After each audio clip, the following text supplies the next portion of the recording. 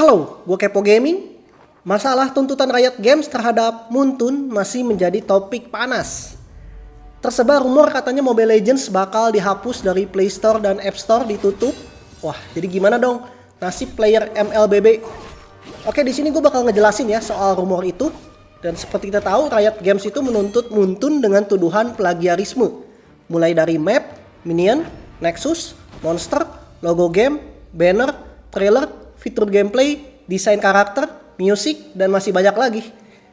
Dan kalau gue baca ya di dokumennya, tuntutan atau permintaan Riot Games itu mengenai pelanggaran hak cipta. Jadi intinya sih Riot Games itu pengen Muntun membayar ganti rugi atas plagiarisme yang dilakukan. Jadi bukan gamenya bakal ditutup, 95% gue yakin lah MLBB, Mobile Legends nggak bakal ditutup. Seandainya tuntutan Riot dipenuhi, selain bayaran ganti rugi yang lumayan gede, game Mobile Legends juga bakalan direvisi, terutama semua hal yang dituntut oleh Riot Games. Jadi bakal berubah total gamenya, karena tuntutannya kan banyak banget ya. Dan harapan Riot Games kedepannya ya Muntun nggak plagiat lagi. Kalau misalnya plagiat lagi, bakal dituntut lagi gitu aja terus. Dan itu semua masih dalam proses ya, belum terjadi gitu. Ini kan gue bilang kalau seandainya terjadi. Yang kocak sih fansnya Mobile Legends tuh malah menyerang game Wild Rift gitu di Play Store. Ngata-ngatain, ngasih bintang 1. Padahal ya ibaratnya gini loh. Misal nih ada orang ngerasa dijamret gitu di jalan. Terus orang itu teriak, wah maling tuh, maling. Tapi yang digebugin bukan jamretnya, malah korban yang digebugin gitu. Nah kasusnya sama kayak gitu. Di saat Riot Games merasa kemalingan, yang diserang oleh netizen itu Riot Games. Yang sebenarnya adalah korban. Kalau gue sih di posisi kayak gini, bakalan berada di sisi korban ya. Tapi tetap netral, gue gak mau ngejudge karena udah masuk ke pengadilan. Ya gue tunggu aja hasilnya gimana, karena udah masuk ke ranah ahli kan. Yang ngeberesin masalah ini kan para ahli hukum yang jelas lebih ngerti dari kita soal hukum copyright. Dan gue juga gak mau ngejudge dengan cepat ya. Ibarat di jalan ada jambret, gue gak bakal gebugin dia kan. Paling tangkap aja, kasih buktinya, kirim ke polisi. Gak mau main hakim sendiri lah, biar polisi yang memang lebih berhak ngurusin gituan. Nah ini juga sama, yang ngurusin begituan ya pengadilan. Seandainya ya Mobile Legends ternyata benar kena tuntutan, membayar ganti rugi, dan lu tetap ngebela, gue gak tahu sih harus ngomong apa lagi karena lu membela yang salah. Tapi ya kalau untuk saat ini ya gue juga bakal diam aja karena masih diproses lah di pengadilan. Tapi sayangnya netizen gak berpikir begitu karena mereka terus menyerang ya. Rating bintang 1 untuk League of Legends Wild Rift gara-gara ya ngamuk aja gitu fansnya. Fans Mobile Legends. Kemarin sempat 2,4 ratingnya, sekarang udah naik sih jadi 3,1. Ini namanya menyalahgunakan rating buat alasan di luar kualitas game. Dan gue yakin mereka juga gak main gamenya, cuma asal kasih rating bintang 1 aja. Ikut-ikutan lah. Seharusnya Google memfilter yang kayak gini nih, gak ada hubungan sama kualitas game kok malah rating bintang 1, seharusnya di ban yang kayak gini. Padahal posisi Riot Games ya seperti gue bilang tadi adalah korban dan pelapor. Beberapa alasan fans Mobile Legends marah-marah karena gamenya takut dihapus katanya, padahal udah top up banyak, jutaan buat skin sama hero. Ya kemungkinan 95% lah MLBB gak bakal ditutup menurut gue. Tapi seandainya ya ditutup, menurut gue sih namanya game online ya ada risiko kayak gitu. Seandainya nggak sekarang juga, nanti kedepannya lu tetap bakalan ngerasa rugi kalau dipikirin.